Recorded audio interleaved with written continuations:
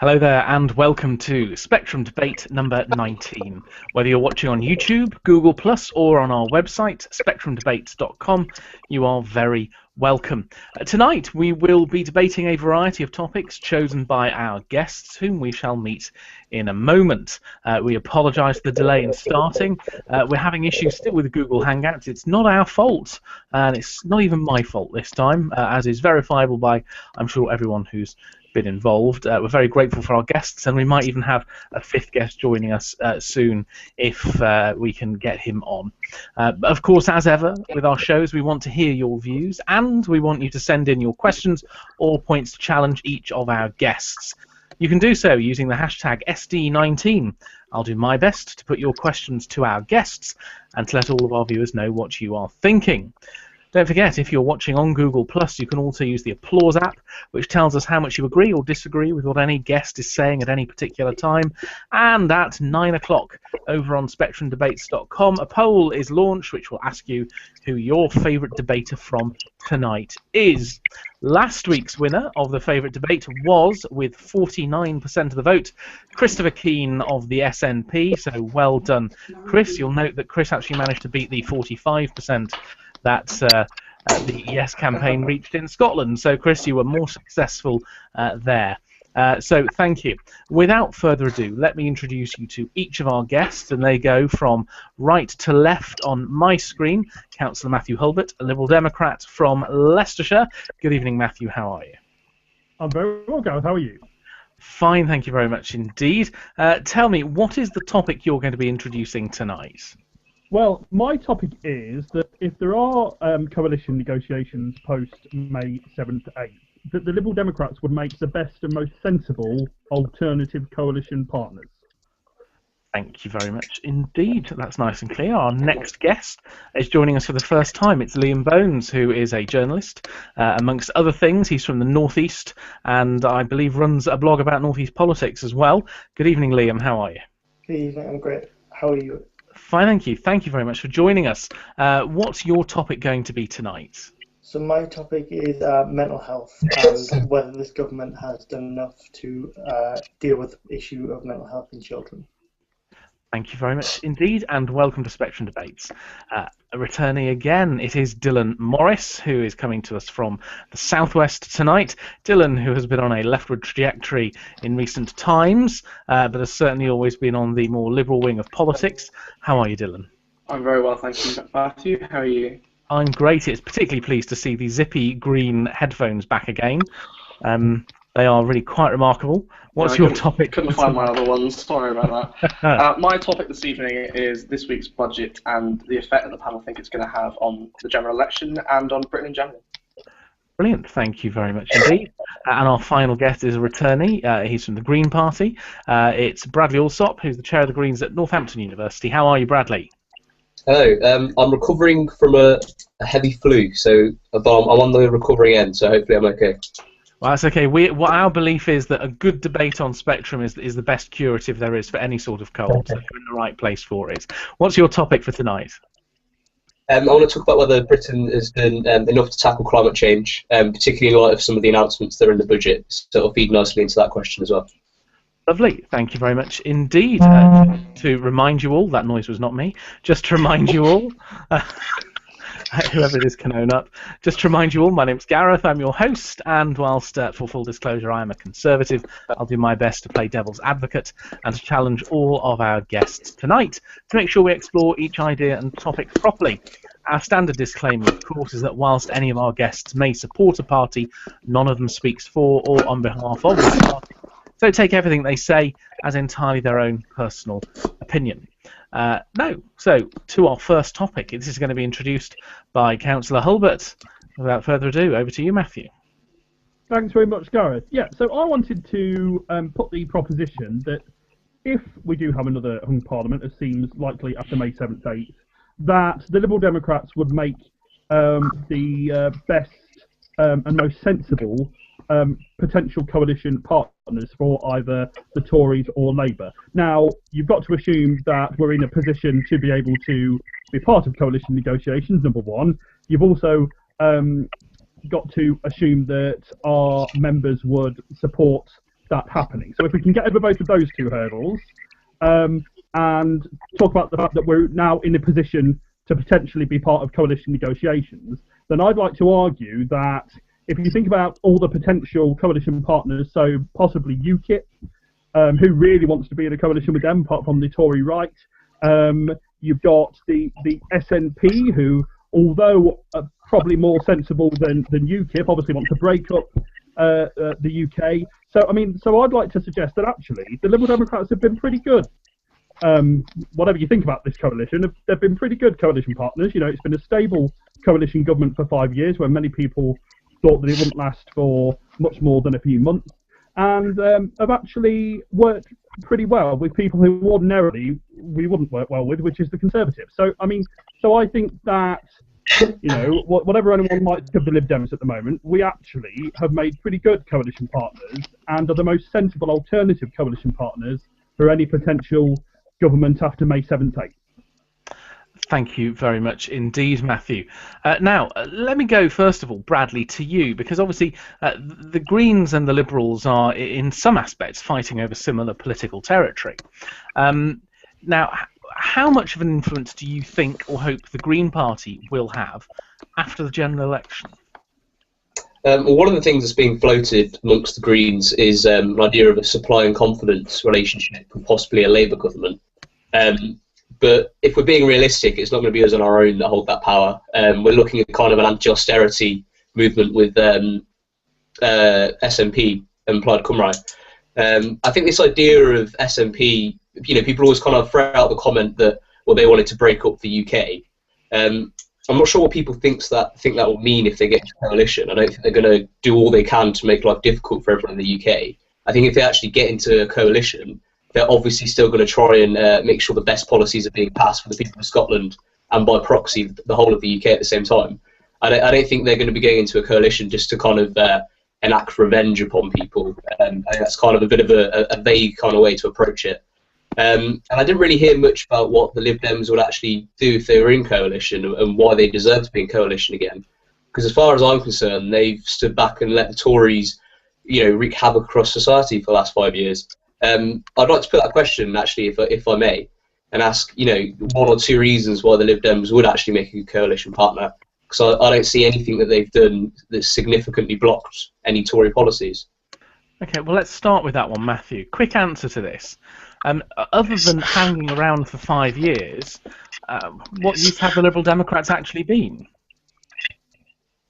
Well, I mean, I've not been a massive fan of this coalition, as you know. I am very much on the left of my party, but I do think that we have done some good things that wouldn't have happened were it not for the Liberal Democrats. Now, I know I got in trouble after a programme a few weeks ago for suggesting that we wouldn't have had equal marriage without the Lib Dems. I certainly think that we wouldn't have had it as soon as we had it without the Liberal Democrats. Let's put it that way. I also think the taking millions out of income tax has been a Lib Dem achievement. David Cameron said in the debates it couldn't be done. It has been done. That's thanks to the Liberal Democrats. And I think things such as the pupil premium, lots of things that we've done that show that actually we have been, if there's been a progressive force in this coalition, the Liberal Democrats have been that. Bradley, if people voted Liberal Democrat in 2010, they've now had around about 80% of what they voted for put into policy and government. If people vote Green in 2015, is that a rhyme? What percentage of the Green Manifesto do you think they'd actually get? Will it be more or less than 80%? Well, the Greens actually just passed a policy at their conference, their spring conference, outlining kind of what our stance on entering a coalition would be. And one of them that was passed by conference was a very clear red line on austerity. And I think anti-austerity kind of runs through a lot of our manifesto. So if the Greens had any kind of supply and confidence relationship with Labour, if they had any kind of coalition relationship in the future, voters would be guaranteed from our end that there would be no line when it comes to austerity. And I think that's a considerable chunk of our manifesto and our philosophy. Thank you. I'm going to come to Dylan and Liam in a moment. Just a few comments that you've made so far at home. We've had Daniel at Daniel Who. The coalition has only been stable because of the Fixed Term Parliament Act. His view is obviously not that it's to do with the nature of the Liberal Democrats. Chris Terry at All Riff No Raff. aside from a few public spats where the Lib Dems forget their place, I'd agree at the merits of them as coalition partners. Salman Anwar at S_Anwar95. The SNP are not going to be in a coalition whatsoever, so don't be daft. And here we are, Salman Anwar, yes, increasing living standards, yes, society is proper bad, mate. Weird times. At Weird Times, the irony is that the SNP is more likely to be arguing for fair English funding than the Lib Lab Con-Kip. And Harry Samuels has an issue with the angle at which you're holding your mobile, Matthew. But I'll leave that there. It's the first time I've had to do it like this, so apologies. Yes, yeah. To be fair, bless our guests. They were mostly trying to use a laptop, but because of the technical problems with Google Hangouts on Air at the moment, they've all had to switch to a mobile device. So it is a bit different this week. Liam, what's your view in terms of the Liberal Democrats being the best coalition partner, and what might happen after the election? I think the Lib Dems would be the least harmful of the potential coalition partners. So the SNP, I disagree with what Bradley said in that the SNP would do by default what is best for Britain as a whole. I disagree with that entirely. The SNP are out for Scotland themselves and don't really care about the rest of us. I think the Greens would be very damaging to the country in general, mainly because a lot of their policies are unfunded, but also because quite a few of them are unrealistic. And UKIP, I think that's fairly self-explanatory why that would be damaging to the UK. So I do believe that the Lib Dems would be the least damaging, but obviously I think a majority of either a Labour or a Conservative government would be better. Great, thank you very much, Liam. Dylan, what do you think about what you've just heard there? Yeah, I think I agree with Liam in some senses. I think Matt made some really good points. I honestly think that, yeah, the Lib Dems are probably the most sensible coalition partners. They've proven over the last 4.5 years that they can get stuff done, and they've also tempered the right wing of the Tory party, which is something I'm thankful for.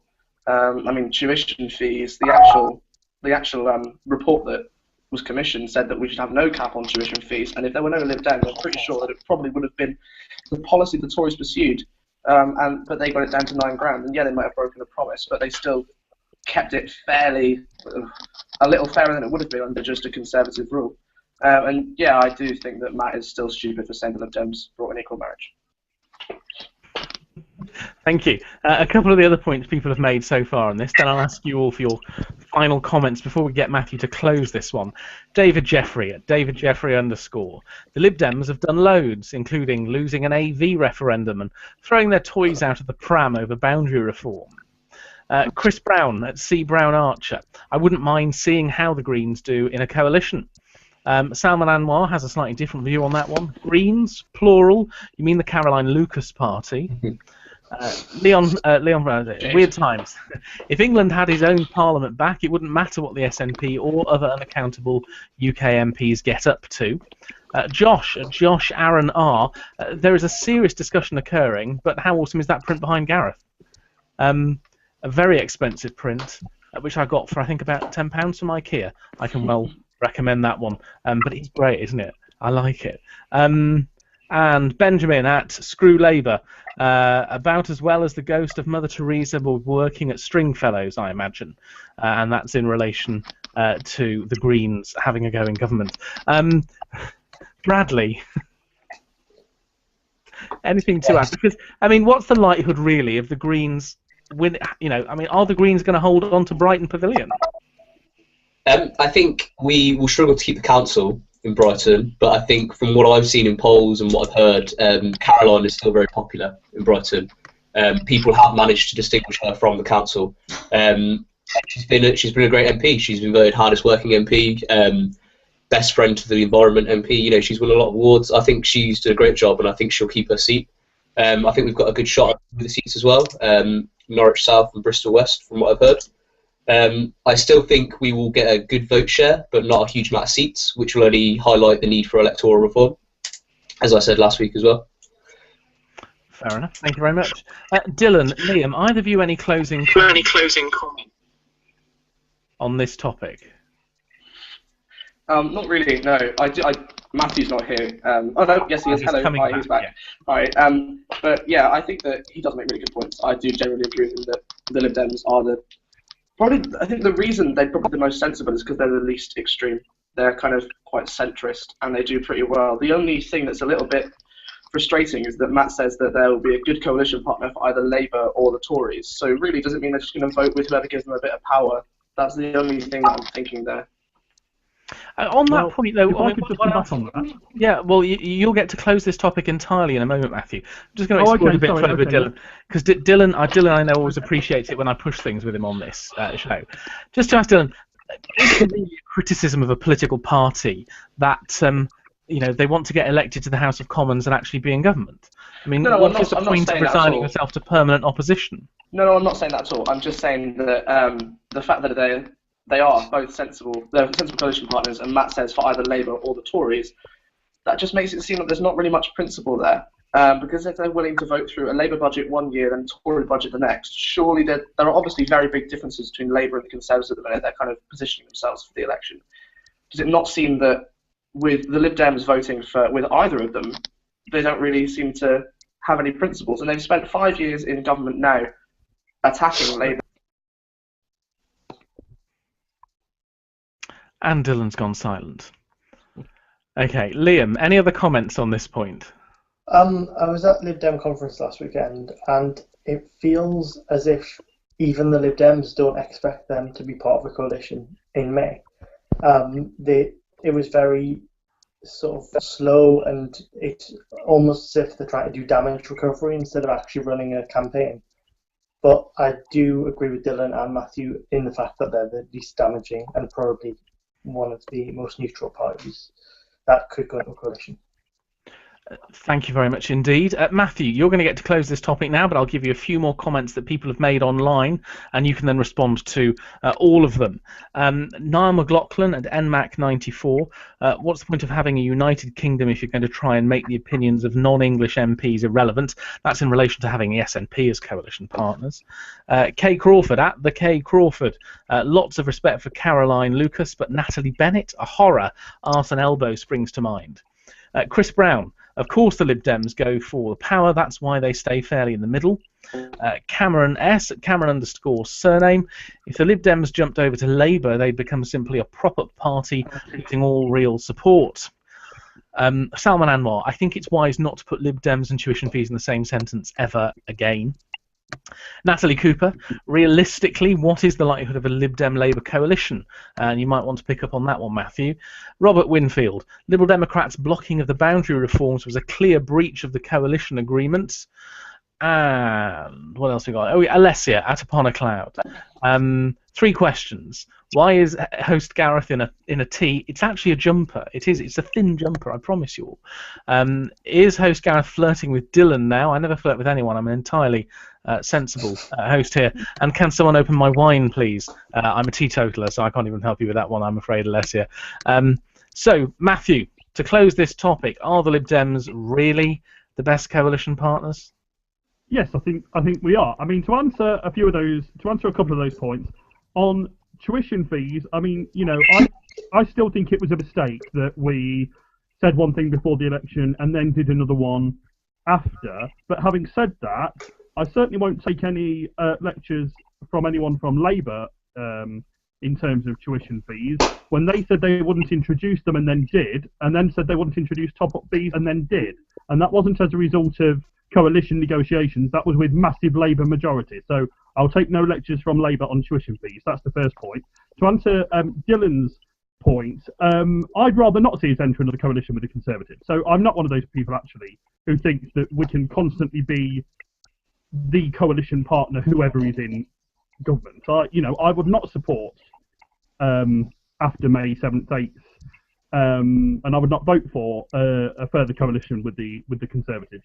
I want to see a progressive coalition. Now, some people argue that Labour are no longer progressive, but that's an entirely different debate. I think they're probably more progressive than the Tories are. And so I think, yes, the Lib Dems would absolutely make the most sensible coalition partners. Whether we should do that, or whether, as is probably my view, we need a period in opposition now to rebuild our party, obviously that's a different matter. Yeah, on that particular point, Matthew, before you finish, I want to explore just very briefly, because you and I have discussed this before on Twitter, and I've discussed it with some others as well, and it's sort of, this is why I also don't understand the SNP position on coalition.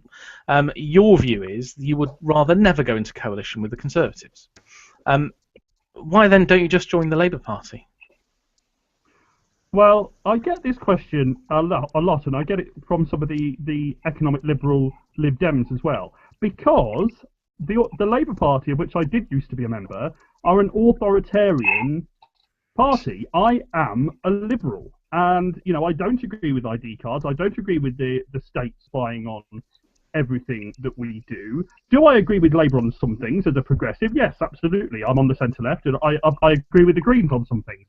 As we know, I was a member with them as well. It took me a while to find my political home, but I have now done so.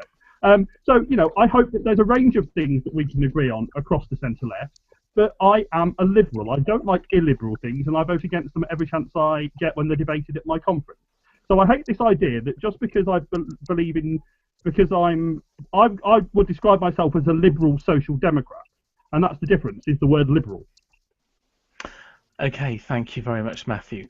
What we'll do now is we'll choose our next topic, and then I've got a little thing to announce before we then start it. So this will give someone time to think. Using the laser selection method, our next topic is going to be introduced by Bradley.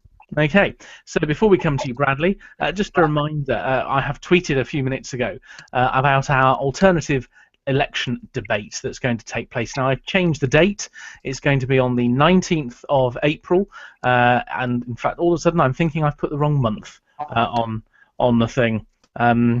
If I have, that's just going to be about... Oh, no, I've put the right one. That's good. The 19th of April. So instead of our usual weekly show, on the 19th of April, we're going to have our election debate, where I will be hoping people will actually take part in it in that sort of more general partisan manner, certainly exploring what the party manifestos and election promises are. If you would like to take part in that as a representative of a party, let me know. And I'd very much like to have at least all of the ones that are going to be in the seven-way debate that's going to be broadcast on the 2nd of April on actual TV. But if you'd like to take part as a representative of your party and you are free on the 19th of April, please do let me know, and that should be something a little bit different for us to do. So, with no further ado, Bradley, it's your turn. Yeah, I'd like to talk about whether people feel that as a country we're doing enough about climate change. IPCC has been emission pretty much to zero, so that leaves us. What we've seen from this current government over the last 5 years is a massive expansion of fracking. They've really pushed that, and the budget announcement the other day we saw for the oil and gas sector as well. Actually, I quite like to kind of just see what the other panelists think about climate change. I'm assuming they all believe in climate change. They're not climate change deniers. I might be proven horribly wrong. But if they, if they do believe in climate change, how serious a threat do they see it as, and kind of do they feel we've been doing enough so far, or do we need to ramp up the efforts now? Thank you very much indeed, Dylan. Climate change, is it real, and have we been doing enough? Can you hear me, Dylan? No, we can't hear Dylan, so we're doing well. Liam. I can hear Dylan. Can you? Well, and Dylan's now gone. Hopefully he'll rejoin us shortly. But for some reason I couldn't hear him. Liam, let me come to you. Climate change, is it real? And if so, are we doing enough? Yes, it's real. I totally disagree. I find it impossible that people think it's not, to be honest. I think we aren't doing enough, but in order to do enough, we would be risking our own energy supply, and I don't think that is a risk that we're willing to take at this point, and nor should we be. I think some of the things in the Green Party manifesto are logical, but not the manifesto and the sort of things that Natalie Bennett keeps whittering on about on her website. Yeah. On there, some of them are logical, but some of them are not going to happen in the next 20 years if we're being realistic. So yes, we do need to do more, but I think it's going to take at least another decade. Thank you. Matthew, your party came into government promising to make it the greenest government that we'd ever had. Has it succeeded? I don't know if it's been the greenest government we've ever had, but I certainly think if there's been, kind of going back to the last topic, if there's been a green element in this government, then it has come from the Liberal Democrats, and I think we've had very good climate change, successive climate change secretaries of state. I think, our pledge now for I'm sorry to be cheeky here, Matthew. Sorry? I'm sorry to be cheeky here, Matthew, but can you just remind us the names of the last couple of Liberal Democrat secretaries of state for energy and climate change? Chris Huhne was a very good Secretary of State for Energy and Climate Change, as has been Ed Davey. So Chris Huhne, I'm just checking the name was Chris Huhne, yeah? Yep, Chris Huhne, he was, whatever else occurred in his private life, he was an exceptionally good Secretary of State for climate change, and was someone who used to very much put the Lib Dem case forward sternly at cabinet meetings. So in many respects, we miss him at the cabinet table for the Lib Dems. But I think there's more that we could do. Yes, absolutely. Of course, there's more that we could do. We need to be doing much more, and it's not near enough the top of the political agenda as I would like. And I think we do need to push that. And to be absolutely fair to Caroline Lucas, who I have a lot of time for. I always say that if a Lib Dem doesn't win Drive the Pavilion in May, then I hope it's Caroline Lucas. I think she's a much needed voice in Parliament, and I think she and others have quite rightly been pressing the government to do more. But what the government has done is thanks to the Democrats. Thank you very much. A couple of comments we've had online so far. We've had David Jeffrey, fracking scaremongering klaxon. Fracking is safe, good for energy diversity, and can reduce our dependence on coal. Salman Anwar says he does believe in climate change and action needs to be taken, although he doesn't think it's an overly interesting topic, but that we should be fracking. He says, frack all the way, baby. Where are we? Cameron S. Tell you what, we couldn't invest in cleaner energy sources without a stronger economy, which the Greens do not offer. And we've got some people offering Alessia free wine opening services. So, just, dreadful use of the SD19 hashtag. David Jeffrey, why should we restrict our standard of living when our CO2 emissions are tiny compared to India or China? You might want to think about and answer these points in particular, Bradley. And some of the points, yes, Chris Brown, actually I take back my proposal of a green coalition, as I remembered eco-friendly cars can take hours to charge. John Galt, nuclear power is our only real long-term sustainable energy source. Fracking is good, but nuclear is better. Dylan, what do you think? Can you hear me now? We can indeed. Yes, so good at technology. Yes, climate change does exist, to answer the question that you posed to me before I dropped off the radar. And I've said it twice tonight, and I think I need a really long bath, but I actually agree with Matthew again. And I Quite think right. Yeah, absolutely. I really haven't got much more to say because he's actually said all I'd like to say. But yeah, I do think the Lib Dems have been doing really well with climate change. I don't think we're doing enough. I'm basically just repeating him, so I'm going to stop. Okay, in that case then, let me ask you, Matthew, what have the Lib Dems done on climate change in government? Well, we've done a number of things, and including the Green Investment Bank, bringing that on stream, I think was important. And we've got a promise of 5 green new laws if in government next time round. So again, another reason to have the Lib Dems as coalition partners post-May. And would you agree that fracking is a good thing, as some of our commentators say? It helps diversify our energy supply and doesn't cause the problems some people suggest. It's scaremongering. I'm wholly against fracking. Wholly against fracking. Is there a pun in there? I hope there's a pun in there. There probably is a pun there, but thanks very much. Yes, but I am indeed against fracking in its entirety, and I think it shouldn't be part of the answer to this. I think it's destructive and dangerous, and I join with the Greens and others in opposing it. Okay, a few more comments we've had here, and then I'll ask if anyone else wants to add something before I ask Bradley to, end this part of the debate. Chris Terry, at all riff no raff, you will not deal with climate change by taxation. The Sun does not care how much taxes are raised, for example.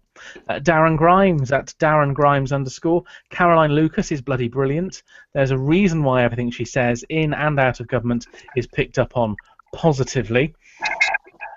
Lots of people arguing here. Yes, W.O. Brown, it's William Brown at W_O_Brown. When people tell me that they're a climate change denier, I tell them that I deny that they exist.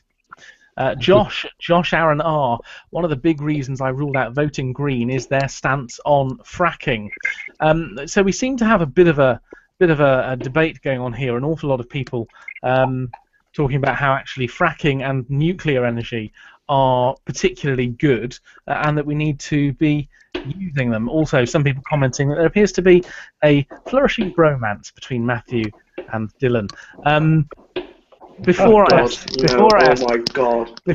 Bradley to close, do any of the other three of you look so offended by that prospect? Behave yourself. Believe me, I really, really do. Does anyone want to add anything before I ask Bradley to close this topic? No, so Bradley, there you are. I'm going to put some points to you in a minute, but start off with your closing. Fracking okay or slightly better. I find as astounding as people that deny climate change, to be honest. The negative effects of fracking, the dodgy chemicals into it, the effect it has on the environment, so well documented so many times. There's people out in America that are winning court cases against fracking companies now for harming their health. A simple million articles, a million different scientific journal websites that will show you so many different harmful effects of fracking. It amazes me that so many people are kind of seeing it as an okay alternative. In terms of nuclear, I'm slightly more on the fence on nuclear. I think some of the latest technology that's being explored and researched for nuclear, again, I don't know enough about that, so I'm quite on the fence on it. It's a debate that's always had within the Green Party. At the moment, the Greens are still against it, and I'm still kind of happy with that, because I would rather is poor research for renewables, which are much more likely to be able to fuel our energy resources if we research them. Our emissions compared to India's or China's, that's an important point people always miss there, that a lot of the emissions that's poured out in those countries are actually to take our own consumption. So it'll be goods and products that are made in those countries that are serving people like us or America or France. It's not about lowering our standard of living by tackling climate change. It's about keep going. So it's about investing in public transport, things like that, rather than lowering our standard of living. That's not what the Greens want at all. You would agree, Matt? So I don't see a lower standard of living in that at all. Okay, Bradley, isn't there? I just want to ask you a couple of things, if I may. The first one is on this issue about standard of living. Is it not fair to say that the Green Party's view is that this idea that economic growth, which many people do believe and always have believed, economic growth brings an increase in living standards, that actually economic growth isn't something that we should be looking towards, and taking that attitude that economic growth is not desirable will affect living standards? That's the first thing, and I wonder what your view is on that. Well, there's a really good book actually by called The Spirit Level, and it tracks basically says that up to a certain point, economic growth is very useful for a society. So for developing nations, they can get growth to improve their living standard. But a society gets to a certain point where it no longer correlates with any well-being, and most Western nations, including us, what the Greens are saying is that we want to reduce the quality of life people are having. Well, actually, economic growth isn't any longer correlated with anything that's meaningful to us. So we need to be exploring other ways to get to those better levels of health, better levels of crime and education, and all the rest of it. Because economic growth isn't going to help us with that anymore. That's what the stats are showing. Okay, and my final question to you is about economic independence, not economic independence, but energy independence and theoretical energy dependence. We, and to a much greater extent other countries in Europe, are currently dependent for our gas supply on Russia and Vladimir Putin. As we know, he's not exactly the most reliable partner and has in many cases shut off whole nations' gas supply as part of geopolitical arguments. Is it not worth us pursuing ideas and techniques such as fracking in order to make sure we are energy independent and we're not having to rely to keep the lights on someone who is essentially an autocrat from quite a long way away who would cut us off at the flick of a switch? An autocrat, but a lot of the companies that are going to be doing fracking are foreign companies anyway. Some of them are even controlled by national foreign governments, so it's not exactly giving us energy autonomy. But I think there's a real scope for that with renewable energy, actually, because a lot of the way the structure that's around renewable energy is actually localized energy. So energy. Actually, that's a far more autonomous way to be getting your energy than trying to get foreign companies into the for you. Okay, thank you very much indeed. Thank you to all of you for your comments. We have 2 topics left to explore now. Let's return to the laser selection method, which has come up this time with Liam. It's yours. And just before we go to you, brief reminder, don't forget the 19th of April will be our election debate, and I'm after people from as many parties as we can get on here. So if you're interested, please do let us know. And if you'd like to write for us at spectrumdebates.com, whatever your political view, you're very welcome. Even if you've published it elsewhere, we're happy to have it on our platform so more people get to see it. And the favourite debater poll is launched in 12 minutes' time over on spectrumdebates.com. There will be a tweet giving you the link to it as well. And with that, to open up his topic, it is Liam. Okay, so my topic is basically, have this government done enough for mental health? So 1 in 10 children in the UK are affected by mental health, and over the past Parliament there's been a real terms cut of 600 million to the mental health budget, while there's been 20% more people admitted than there was before this Parliament. That is, in actual terms, 3,300 nurses and 1,500 mental health beds. The Lib Dems did last week announce 1.25 billion in funding for mental health, but the report that was released just before the funding announcement said that there was still a lack of leadership and accountability, and up to 70% of children with mental health issues still don't get the right treatment. Also, there was the big scandal last year about children with mental health issues being kept in police cells, and that is still happening. The government haven't stopped that, so I just want to see what other panelists' views on that are. Thank you very much indeed. Matthew, there was a promise mentioned there. What's your view on it? Well, I mean, I must admit, I couldn't quite hear all of that, I'm afraid. But what I was going to say was that I think, of course, again, more needs to be done on this issue, and it's perfectly true to say that the budget is not what it once was. But having said that, I again think, going back to the first topic, that what has been done on this issue is thanks to the Liberal Democrats. I mean, this past week in the budget, it was announced that, and Nick Clegg had, prior to the budget, announced that there's going to be an extra £1.25 billion of new funding for children's mental health services. That'll treat more than 110,000 more children with mental health issues and provides rapid access to treatment for pregnant women and new mothers. And I mean, just as part of that, there's going to be the first ever waiting time standards for children's mental health. And specialists in children's talking therapy will be available in every part of the country by 2018. Now, from my perspective, you know, all of those are very good things and a good, proud Lib Dem achievements in government. Thank you very much indeed. I'm going to come to our other panellists in a moment. A couple of comments we've had so far. Chris Brown says that Liam raises an important question, in my opinion, on the matter is that it needs more funding. The big question, of course, though, is where does that funding come from? There's lots of debate going on still at this point in time about Caroline Lucas. Salman Anwar says he thinks he's going to vote for you, Liam, in the vote just because of how clear your camera is. So that's good. Weird Times says cuts to the mental health budget where? And he's saying that actually that's taken place in England, not elsewhere. David Jeffrey, has this government done enough for mental health? No. That's fairly simple there. Dylan Bradley, anything you'd like to add on this? Yeah, sure. Go ahead. I wouldn't say this government has ignored mental health, I don't think, but I think that what they have done in terms of mental health has been really damaging. Liam mentioned a lot of facts and figures that I couldn't really remember, but it's true that there's been a huge cut in the mental health budget. It has. You can shake your head, Matthew, but those are the numbers, and they're quite clearly very damaging.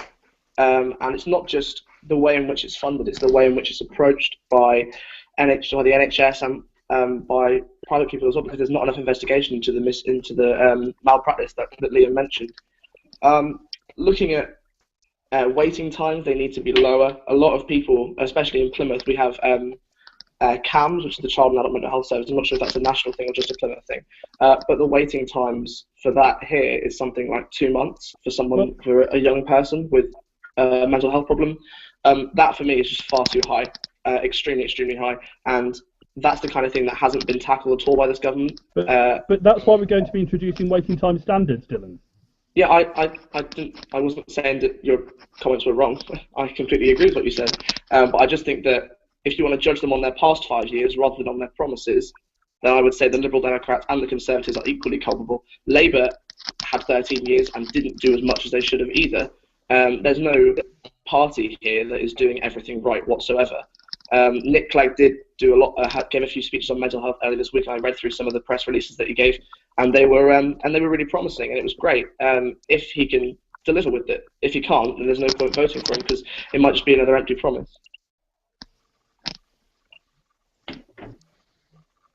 Can you hear me? Because I can't hear you. Who can Bradley, yes. Go, Bradley. I can hear all of you now. I haven't got much to be honest. It was nice to see, I think, in the budget there was 1.2 billion announced for mental health, which I thought was good. But I still think there's a long way to go. I also think we need to be looking at prevention as well, rather than just dealing with things after the fact. It's looking at different ways how our society works, whether it's the schooling system and how much stress we put on young children there. It's about prevention for all sorts of things as well, in terms of health as well. Make sure we've got healthier environments, better nutrition, all that kind of stuff. I'd like to see some kind of ideas from the government, whoever's in power next Parliament, in terms of prevention, as well as just dealing with things afterwards. Thank you very much. Does anyone else want to comment on this one before Gareth, could I just come back? Certainly. Thank you, Gareth. Yeah, I mean, I just wanted to comment and say, I said in my first comments on this issue that there has definitely been a big slashing of the budget, and that is hugely regrettable. And I oppose that slashing of the budget. But I think to try and kind of suggest in a roundabout way that the Lib Dems don't care about this issue is a load of nonsense. I mean, I can tell you, I interviewed Paul Burstow when he was the health minister. And I also know from Norman Lamb as well. These two guys have both been and remain absolutely committed to ensuring better outcomes in terms of mental health within the financial position that the government finds itself in at the moment. But I think what has been announced, and Dylan is right to say that, of course, if there's Lib Dems not in government next time around, then some of these things may not happen. But I think it is extremely promising, and again, I think it wouldn't have happened without the influence of my party in the government. Okay, so I have to say I always find it slightly odd when parties try and claim that another party doesn't care about people who have mental health issues. I didn't say that. No. I was just saying, sort of, basically, Matthew just said that if it weren't for the Liberal Democrats, there'd be nothing about mental health in this current government. I didn't notice actually anyone really making an issue about mental health at all over the last 5 years, up until the last 2 or 3 months when we began to get some independent reports about it, in particular reports over children and so on. So it hasn't been an issue that's really been discussed in terms of government policy, although I think many of us remember some of the very... Some of us will remember some of the very moving debates that have taken place in the House of Commons, when members have talked at depth about how attitudes to mental health, particularly when it's something that affects so many people, need to be improved, and MPs have shared their own experiences of mental health issues. So I think that's been a big highlight, but I don't think that any party is able to either spread dirt on this or to claim any great credit, because as I say, it's only been in the last 2 or 3 months that anyone has really talked about it. Well, I think that's any wrong, comments and I think if you think that, you've not been watching. Well, Okay. no, Matthew. Gareth's absolutely right. It's been a big news story over the last few months. That's completely true. And it's not been a big news story before that. You may, in your little Lib Dem circles, hear about mental health an awful lot, but the wider public, they don't. And that's a very true thing to say. I think Gareth is absolutely right. And here are just a couple of the comments people have made so far on this issue. We've had Salman Anwar. Every time you go to Matthew, all I hear is, it's because of the Lib Dems, blah, blah, blah. Quite right. Quite prescient at that point. Chris Terry, if the Conservatives were allowed to continue ensuring the economic recovery, we might one day have money for issues like this again. Alessia, I've got my only therapy in this country through Mind while waiting for the NHS, so I think I agree with Dylan on that score. We've also had a suggestion here from William Brown. Anyone else think that Gareth needs to help reinforce the right-wing argument instead of this tide of lefty agreement? Let's see what happens when we go on to our debate about the budget shortly. Any final comments before Liam closes this topic? Yeah, just one. Someone just said that we may have money in future to spend on child mental health when we spend billions a year on things like, I don't know, Trident. I think there are certainly budgetary priorities. And I think child mental health and adult mental health should be up there. It shouldn't be about, if the economy gets better, we might be able to help these poor people. But that's what the argument a lot of the Conservatives seem to be making anyway. We can't have an NHS without an improving economy. We can't have education policy without improving economy. And I think it's just the most embarrassing get-out clause that the Conservatives come up with in a very long time. And Gareth, can I just come back very briefly? Please. Because I just wanted to point out, and I've just found a few actual facts here, which is that over the last 5 years, the government, I should say, the coalition government as a whole, has introduced, among other things, £7 million in new beds for children and young people, as well as more case managers to make sure they're cared for in a suitable environment, £150 million over the next 5 years to help young people deal with issues like self-harm and eating disorders, the introduction of a new waiting time standard backed by £3 million to make sure young people get prompt treatment, £50 million into improving access to psychological therapists for children and young people. So don't tell me that this government has done nothing for mental health over the past 5 years. It has. It's always been a top priority, certainly for my part of the coalition, and it will remain so if we remain part of the government. And it's all because of the Lib Dems. Thank you. Liam, to close. Just to come back on Matthew's point, yes, there has been some investment, but it has taken 4.5 years of this government. And the investment that there has been so far has, in real terms, been a cut of 600 million. I'd like to come back to Bradley's point, where he said that it was education. I agree with that entirely. So in academies and free schools, it's still not compulsory to have PHSE. Which I think it should be, because I go to an academy and there's no support there. There's nothing. There's not any sort of counselling or anything like that. You're just sort of left with it. I agree that this government has done some things, but there's still a lot more to be done, and I don't think there is a clear idea of which party would do the most for that.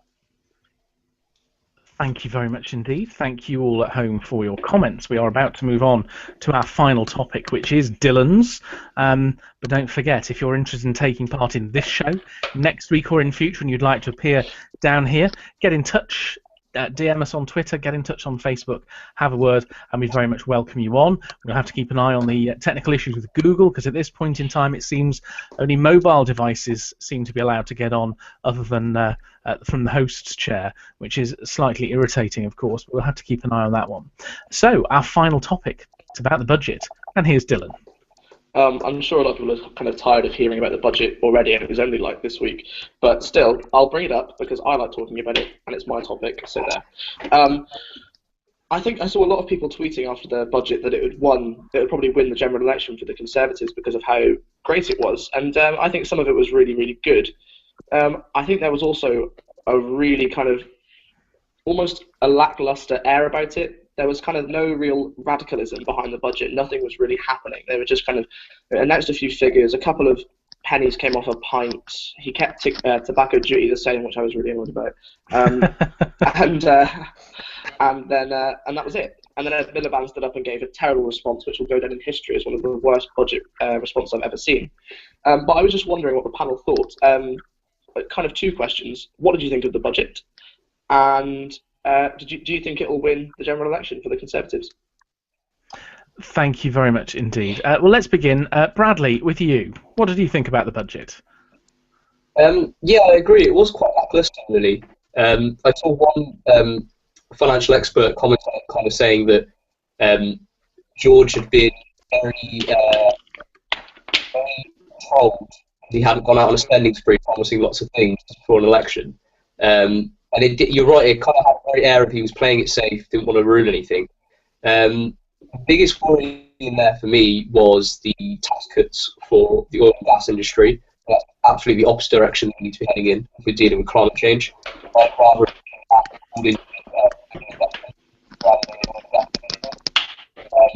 but it was interesting you mentioned Ed Miliband. I thought Ed Bull's comment was interesting, saying nothing in there he was chancellor, which kind of says the state of the Labour Party at the moment. As to whether it will win the election for them, I don't think it will win the election for them. I don't think it was spectacular. One word, I think it was the elections to be hard to call, to be honest. Thank you very much indeed. A few of the comments we've had so far, then I'll go to Liam and then Matthew.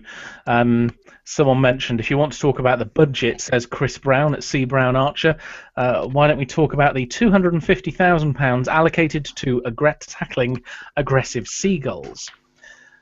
Which I'm from Plymouth, and I fully support that £250,000. We need every single penny of it. They are a menace, and they need to be destroyed. There you are, Spectrum Debates, bringing you direct answers to very specific questions.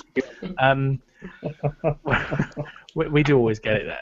Boom, boom, boom. Yes, I've just read that one out already. William Brown, tired of the budget, never. # long-term economic plan. Joe Patton, Yeah. can we please talk about Danny Alexander's budget? In particular, his budget box, which was sort of cute, yet also thoroughly disturbing. Let's not talk about that. So, you know what? In fact, what we will do is we will talk about that, and I'm going to come to you, Matthew, because we're right before a general election that you yourself have admitted isn't going to be the easiest for the Liberal Democrats. Now, tell me, which organisation in the Liberal Democrats sat down and thought, you know what's going to look really good in this budget as a great springboard to the general election is if we get Danny Alexander out of the Treasury holding up a bright yellow suitcase on his own. Now, whose idea was that, and have they yet been sacked? I've no idea whose idea it was. It certainly wouldn't have been my idea.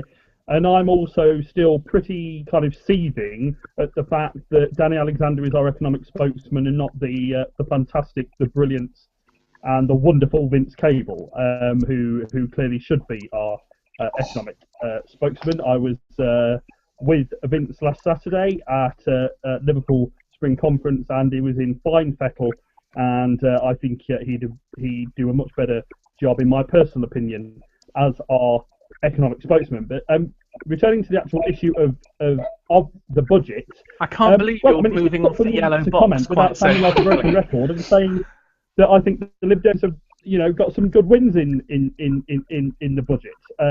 Not least the further tax cut for low and middle income workers, the mental health issue we've already raised, and indeed the £3,000 bonus for first time buyers. 3 very good Lib Dem wins as part of the budget. Thank you very much. Liam, has it been a triumph for the Liberal Democrats? Was the yellow suitcase a good idea? Was it a spectacular budget that will win the Conservatives the election? And was Ed Miliband any good?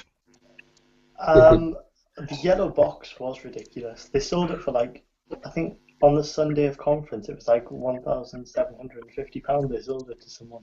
Wow. That's amazing. But I think the budget was a success, mainly because it debunked all of Labour's sound bites that they've been putting out for the past 3 months. So the living standards going back to pre-1930s level, and the failing on the promise to cut debt as a percentage of GDP and things like that. There were just like little things that mean Labour can't say what they've been saying and have to reprint all the leaflets, which I think is excellent. So politically, you think it's quite clever? Yeah, there was quite a few things in there, like the tax cut for working families and stuff like that, which I did think was excellent. But even just like the political games in it were pretty satisfying. Thank you very much indeed. Thank you. A few of the comments that you have made at home. Joshua Kerridge at Joshua Kerridge 1. There is point dealing with climate change if it means your economy will be driven to the ground.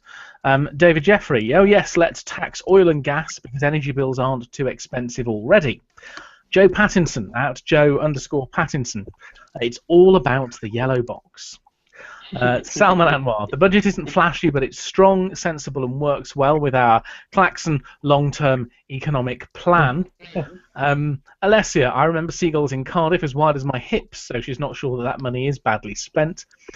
Chris Terry, I enjoyed the budget. Some very positive news on savings and taxes, though I think everyone was waiting for Miliband's response, and response is put in quotation marks. I don't think he was overly impressed with that one.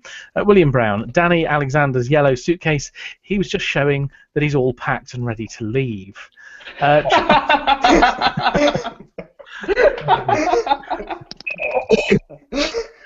John Galt, that Dylan chap on Spectrum Debates is impressive in how he speaks.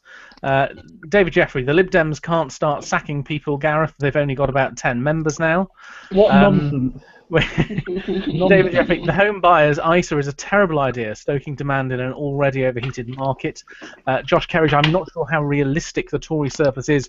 Without radical changes, we may need more austerity. Can anyone tell me, have we even had austerity? Because public spending has just been rising, hasn't it?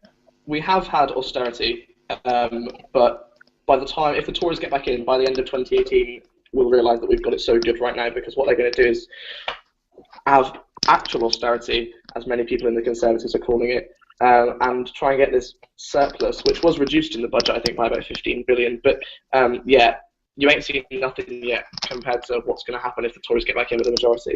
But we have had How is it austerity? Because public spending has been rising. How is it austere to spend more each year? Public spending has not been rising. I think it has. Public spending has risen every year. Yeah. So there's been no cut in the deficit in this Parliament. Yeah, the deficit's been cut, but that's because it's the growth in spending that's been reduced. All right. So this is the confusing thing. I mean, if anyone can tell me, from a purely mathematical point of view, where is this austerity? When we're not, when we're still spending more money than we have, and public spending has been increasing. I don't know, Matthew, if you want to tell me where this austerity allegedly is. I think ask most folks, kind of in terms of their wage packets. Ask them if we've had austerity, and I think they'll tell you that we. Well, no, you know full well that that's not austerity. I think they'll tell you that we have had austerity. No, Matthew, you know full well that wage restraint is not austerity. Tell me about public spending. In what way has increases in public spending, money that when we're still spending more than we get in, how is that austere? And that's nothing to do with individual pay packets. That's a completely different topic to austerity. Well, I think you'll find, well, to put it another way then, have we, let me ask you a question, have we not had severe cuts to public services? Yeah, some public sector areas have had less money, are having much less money spent on them. Absolutely. I mean, local government. We're back to dreadful days of public spending levels of about 2003. You know, those days when there was no such thing as local government and all children went up chimney pipes every day to earn their living. That's how bad things were in 2003, if you remember. After 6 years of I mean, this is where public spending's gone to. The issue, Matthew, is that surely so you want the deficit has been you think the idea of us going back maybe to 1930s levels of spending, that's a good thing, is it? Well, as you know full well, and as in fact I think Liam pointed out, that's not happening, is it?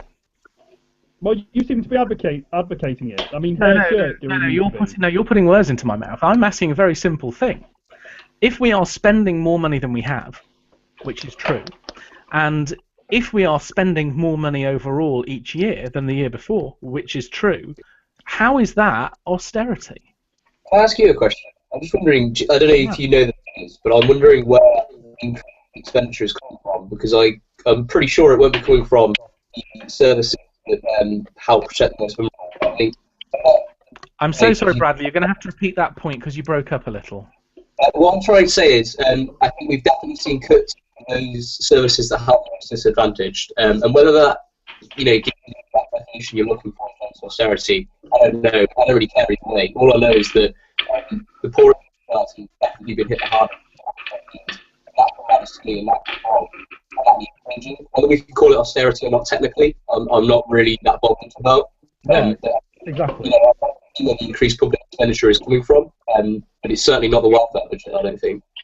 No, absolutely. There are some public sector spending areas that have been reduced quite substantially. Welfare is one. Tax income from the wealthiest has gone up quite a long way over the last several years as well. And a lot of this is because we're putting more. This government has been putting more money into the NHS. It's ring-fenced international development to try and reduce issues. Yeah, I'm not making any subjective point here, Matthew. I'm just making objective, factual statements. So, in a time when overall spending is rising, when we're spending more than we have, in order to try and get that deficit down, the government has pledged to ring-fence some areas, and others have had greater cuts. Now, all I would like to hear from people is, first of all, clearly, in general, that's not austerity. But if you want to spend more on everything, where will you get the money from? See, Gareth, how would you define austerity? A balanced budget, a surplus? Yeah, okay. No, I'm not trying to define austerity. That's the point. I'm telling you that... You're asking us if we've had it, and you don't know what the definition is. So if you tell us the definition... No, you and others have claimed that there is austerity. Austerity that you keep talking about is massive swinging government cuts, and it's all an economic it's all some sort of economic ideological thing. Government spending has risen inexorably, and we don't have all of that money. We're having to borrow some of it. So it cannot be austerity when you are spending money and your spending keeps increasing. Okay, Gareth, what we're saying to you... Matthew, 2 seconds. Let Dylan finish his point, because I often push him, and it's his right to push me. Go on. So if you look at things like... what was it? Wait, 2 seconds. The welfare bill was the one that was mentioned earlier. I'm trying to remember which one it was. There have been cuts in that, yeah? Yes. Okay, cool.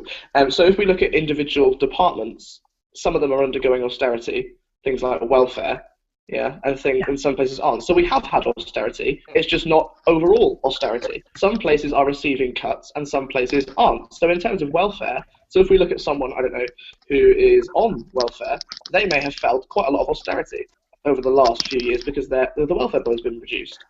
Austerity. So no. Surely this is the point, because words have meanings.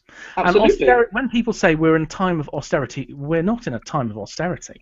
We're in a time where some government departments are having big cuts and others are not. And some of those are welfare, and a lot of that has been balanced out by, as Matthew would point out very strongly, large tax cuts for those on lower incomes to try and balance some of those things out. But austerity suggests it's a big, grand overall thing, and it clearly isn't. When you cut some things and you increase others, that's not austerity. That is shifting spending priorities.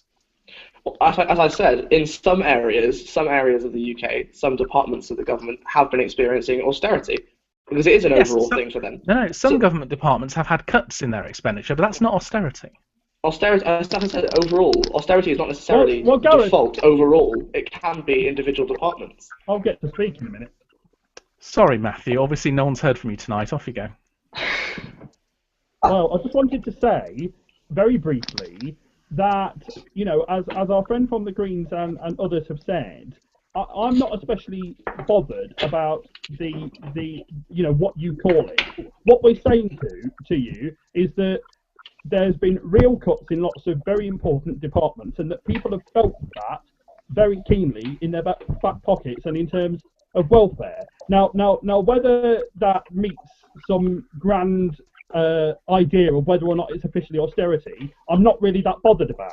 What I'm bothered about is how a lot of people have gone through a lot of pain as a result of the past few years, and indeed the few years before that from the last government as well. And, you know, I'm reminded of Tim Farron's Lib Dem MP statement from conference a few years ago when he said that only those whose families are not personally affected are not bothered by the cuts.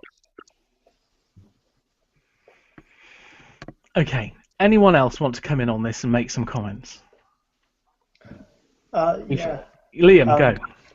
I think there has been austerity in departments, but generally, overall, there hasn't. So you can't say there has been a time for austerity, as Gareth said.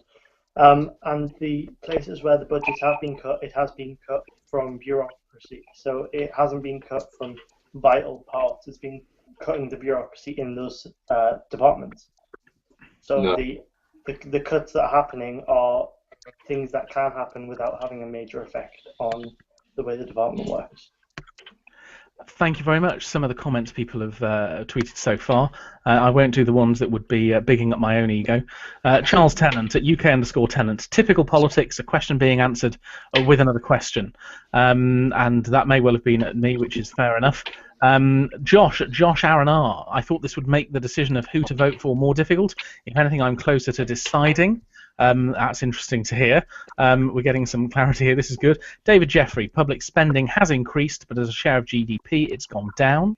Councillor Charles Fifield, at Charles Fifield, UK GDP government spending today is over 40%, as opposed to 35% in 1999. He's included a graph in there, as has David Jeffrey, in terms of public spending in real terms. And where are we? Yes, so there we are. A few comments going on there. Anyone else want to say anything before we close this debate, and I ask Dylan to close this off? Bradley? No, I think we've been covered it pretty much. Just to go back to the austerity thing, yeah, I don't think it's. I'm not bothered about technical definitions. I think this idea that the cuts haven't been harmful to people in any way, I think is really kind of ignoring what's happening on the ground with people, individuals. I think there's been an incredible amount of harm done. As Dylan said, I think the worst is to come if the Tories manage to maintain a majority next week. Please don't undermine the terrible damage that we've done over the last 5 years. It's really hurt a lot of people, whether it be welfare, whether it be poor families in work. Thank you very much. Matthew, final comments from you, then Liam, and then Dylan will close this topic on the budget. Any final comments, Matthew? No? I'll come back to you in a sec. Liam, any final comments from you? Just to clarify on what Bradley just said, I didn't say that that austerity hasn't affected anyone. I said the effects it has had haven't been as substantial as some would make it out. Thank you very much. Matthew, do you have any final comments? Well, no, I mean, other than to say that, you know, I thought there were some good things in this budget, and there were other things which, you know, had it been only my party in government, you know, we wouldn't have done. But I'm afraid that's the nature of coalition governments, and we're likely to have another one of those in one form or another after the general election in May. Thank you very much. Dylan, before you close, a couple of comments here. Chris Brown, I was going to say that Matthew's been extremely quiet today. Of course, now I then hear an argument from him. Edward Reach, at ReachEd, it's almost as though some people think the government has its own money to place into people's back pockets. Dylan, close on the debate, please. Yeah, sure. So, yeah, basically, I've kind of said all I needed to say whilst ranting at you, Gareth. But I think that the budget was actually not as bad as it could have been. I think there were a lot of things they did were very well, but I think it was just not really radical enough. I mean, we're not seeing the kind of full-time employment job growth that we need to see at the moment. It's just not really happening. I think it's something like 697,000 zero-hour contracts since this Parliament began, which is something that was quite a shocking figure. But I do think that if it's publicised properly, I think it will win the Conservatives either the most seats or the most votes or both at the next election.